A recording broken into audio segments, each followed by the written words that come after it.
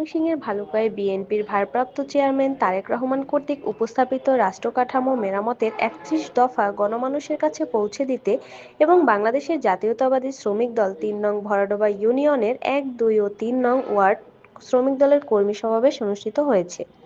শুক্রবার রাতে ভরাডোবা নতুন বাসস্ট্যান্ড এলাকায় আয়োজিত কর্মী সমাবেশে ভরাডোবা ইউনিয়নের শ্রমিক দলের আহ্বায়ক মোহাম্মদ জাহাঙ্গীর আলমের সভাপতিত্বে উপস্থিত ছিলেন উপজেলা বিএনপির যুগ্ম আহ্বায়ক সালাউদ্দিন আহমেদ, মুজিবুর রহমান মজু, রুহুল আমিন।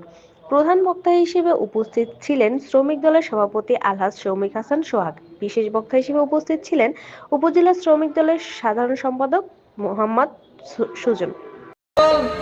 ভালুকা কলেজ শাখার সংগ্রামী যুগ্ম আহ্বায়ক জনাব তানভীর আন্দোলন সংগ্রামে ছাত্রদের পাশাপাশি শ্রমিকরা আন্দোলনে অংশগ্রহণ করেছে। মানুষ চার দোকানেও বসতে পারে না, ঠিক সেই সময় তারেক রহমানের নেতৃত্বে যারা বিগত আন্দোলন সমাবেশকে সুন্দরভাবে সম্পন্ন করতে পারে সেই জন্য